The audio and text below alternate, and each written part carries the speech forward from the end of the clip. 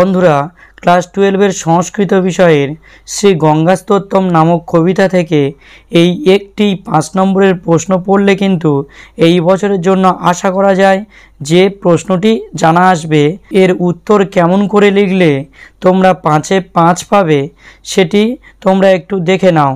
গঙ্গাস্তোত্তম কবিতায় গঙ্গাকে যেভাবে বর্ণনা করা হয়েছে তা লেখো। দেবী গঙ্গার মাহাত্ম্য আলোচনা করো, অথবা দেবী গঙ্গার অলৌকিক মহিমা বর্ণনা করো, অথবা দেবী গঙ্গাকে যে যে বিশেষণে বিশেষিত করা হয়েছে তা লেখো, অথবা শ্রী শঙ্করাচার্য দেবী গঙ্গার কাছে যেভাবে প্রার্থনা বা স্তুতি বা স্তব করেছেন তা বর্ণনা দাও, অথবা শ্রী গঙ্গাস্তোত্তম কবিতার বিষয়বস্তু আলোচনা করো। অথবা প্রশ্ন, নাহং জানে তব মহিমা শ্লোকটির তাৎপর্য বিশ্লেষণ করো, অথবা শ্রী গঙ্গাস্তোত্তম কবিতার নামকরণের সার্থকতা আলোচনা করো। এই এতগুলো কিন্তু প্রশ্নের উত্তর একটি হবে। উত্তরটি কেমন হবে তোমরা একটু দেখে নাও। প্রথমে রয়েছে দেখো, দার্শনিক কবি শ্রী শঙ্করাচার্য তাঁর শ্রী গঙ্গাস্তোত্তম নামক কবিতায় ড্যাশ ব্যক্ত করেছেন। এখানে ড্যাশটা কেন রাখা হয়েছে? যে প্রশ্নটা বলবে সেই প্রশ্নটা লিখবে।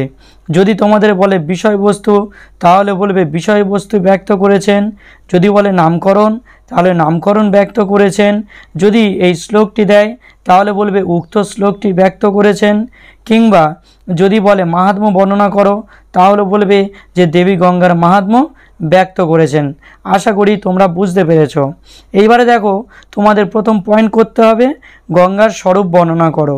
শ্রী শঙ্করাচার্য দেবী গঙ্গার স্বরূপ বর্ণনা প্রসঙ্গে প্রথমেই বলেছেন ত্রিভুবন তারিণী, অর্থাৎ স্বর্গ, মর্ত, পাতাল এই 3 ভুবনে বিচরণকারিণী।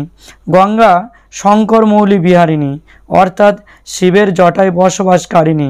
সেই স্থান থেকে নির্গত হয়ে সমুদ্রবাহিনী হয়ে পৃথিবীর বুকে বয়ে চলেন তিনি।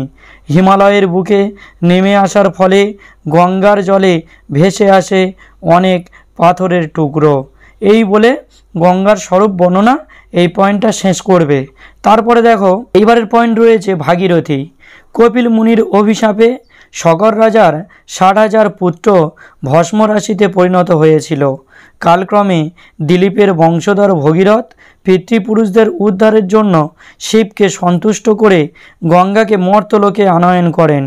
ভগীরথের সঙ্গে সম্বন্ধযুক্ত হওয়ায় দেবী গঙ্গার অপর নাম ভাগীরথী। হরিপাদ পদ্ম তরঙ্গিনী। পুরাণে বলা হয়েছে বিষ্ণুর চরণ কোমল থেকে নির্গত হয়েছিলেন দেবী গঙ্গা। গঙ্গার রং তুষার শুভ্র চাঁদের মতো সাদা, তার জল নির্মল। এইবারের পয়েন্ট রয়েছে দেখো, পরম পদ প্রাপ্তি। কবি বলেছেন যিনি গঙ্গার নির্মল জল পান করেছেন তিনি অবশ্যই পরম পদ লাভ করেছেন।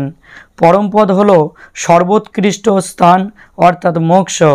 মহাভারতের শান্তি পর্বে বলা হয়েছে যে নিত্য মেব সুখং স্বর্গ দুঃখ ইহ ভয়ম নরকে দুঃখ মে বাহুহ সুখং তৎপরং পদম, অর্থাৎ স্বর্গে সর্বদা সুখ।